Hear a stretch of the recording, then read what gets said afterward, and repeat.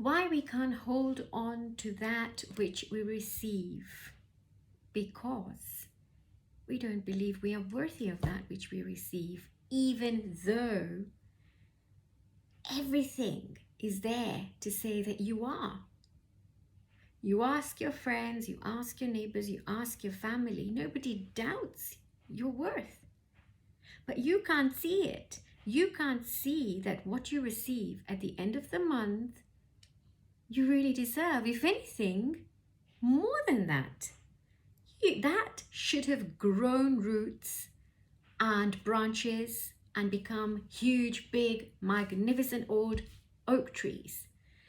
Except you were too busy giving it all away, and you might have found the most noble cause of causes to give that which you received away. Every time something good happened to you in your life, or something that you were pining for, whether that's a relationship, whether that is a pay rise, or whether that is landing your dream job or maybe becoming pregnant, whatever it is, you then find yourself finding ways of getting out of it, or squandering it away, giving it away. Most expensive clothes, you wear them once and you think, no, I want to give these away. Why do we do that? A lot of us cannot hold on to what we receive. So many lottery winners are right where they were before they won the lottery. So many of us have gone from riches to rags and stay in rags, or from riches to rags to riches, or from rags to riches to rags. So this is specifically if you've gone from rags to riches and back to rags. Why is that? Because we have a rag complex. We have a poverty complex, and most likely where that comes from is our childhood. It comes from, well, my parents were money poor, and well, so am I. Beliefs that were inculcated in us, beliefs that, well, you know, if you want to reach God, you're going to have to give and never take. If you're going to want to become successful, you're just going to have to become a giver and never a taker.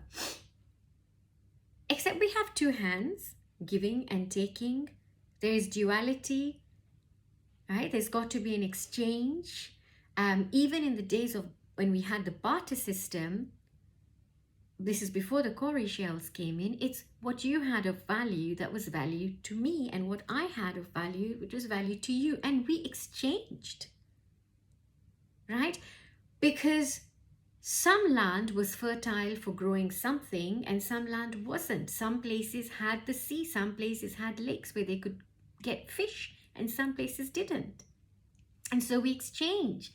And similarly, all of us, right, we will all have something unique.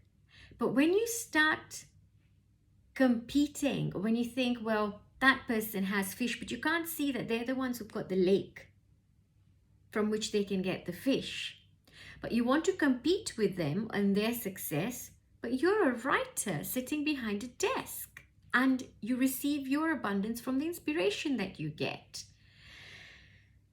So going back to that poverty complex,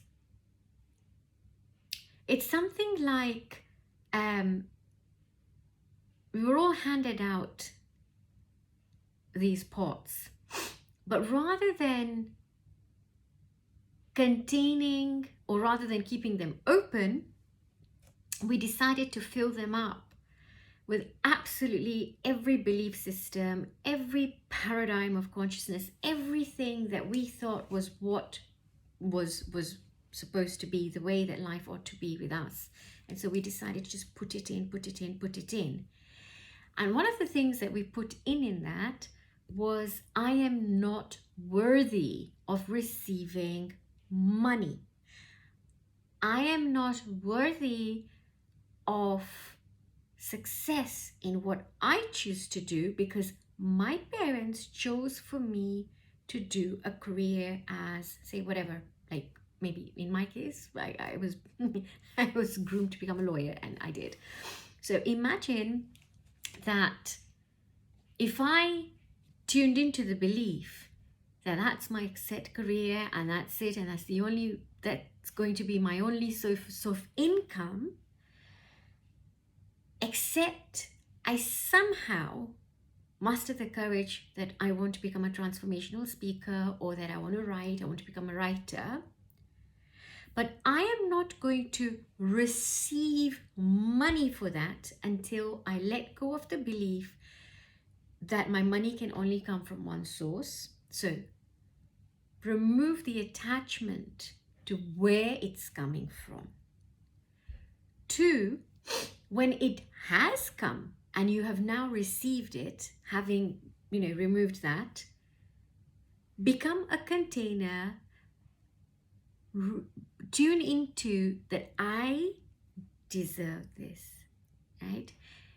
Practice that monster of, oh no, you can only get it this way, or that poverty is the highest of riches, or that poverty is a way to God, poverty is a way of salvation.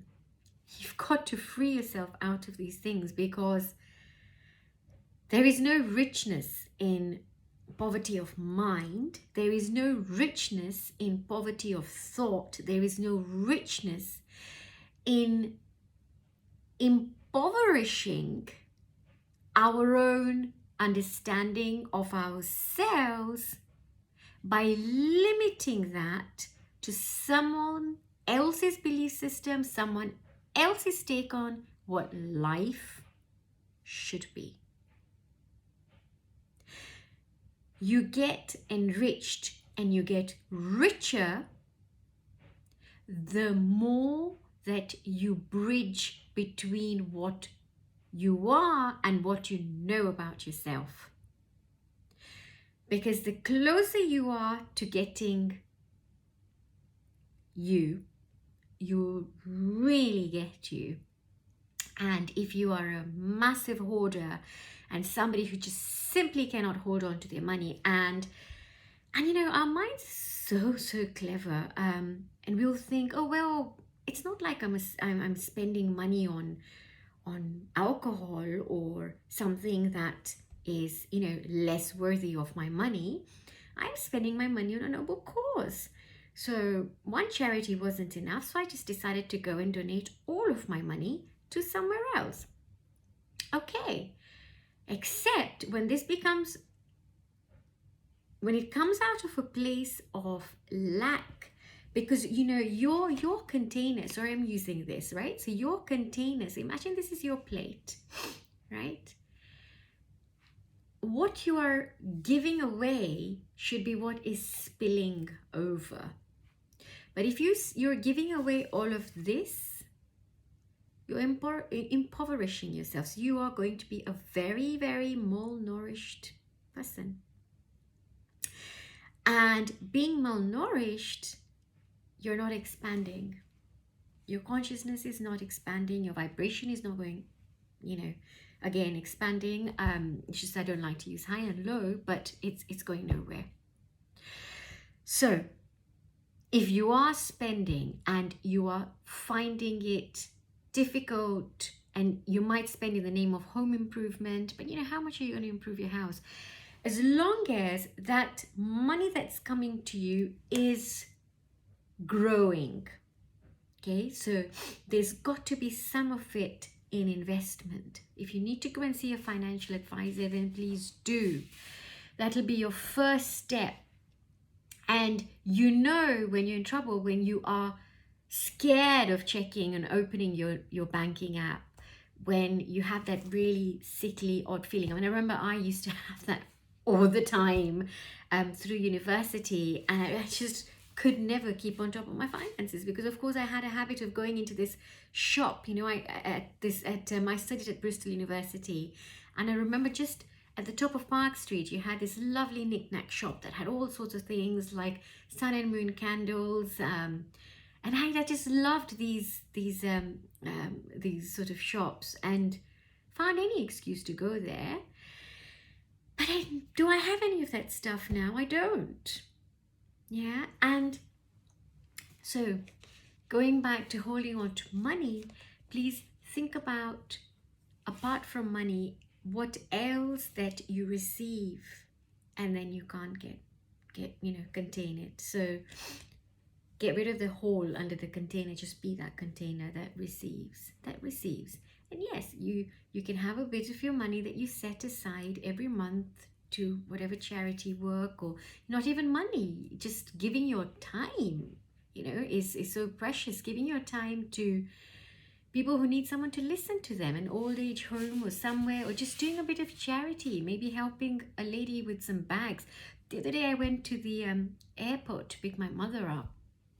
My son and I were waiting there, really excited, and I saw this woman with 2 children and 2 trolleys. So the 2 children are about, I think, 6 or 7, and 2 trolleys stacked up with suitcases. And so she pushed one, and the daughter was sitting on top of the suitcases, and then she then came back to the other one, pushed the other one. And I looked at all of these people that were just stood there, and I thought, well, if it wasn't for my little one said, Mama, should we go and help them? And my little one's only 3. So that sort of thing, just a little bit of charity every day, a charitable act. So you don't have to be spending your money to be helping. It could be something, you've got to spend money by all means, but when your pot is overflowing, of course, to be on the other side of the continuum is also, not to spend at all. To be very miserly. That's also another video for another day. But yes, keep your steady flow of income flowing. And if it's not, and you're not holding on to it, just go back to your timeline, like I always say. Take care, and thank you for giving me your time. That's your charity for today. Lots of love.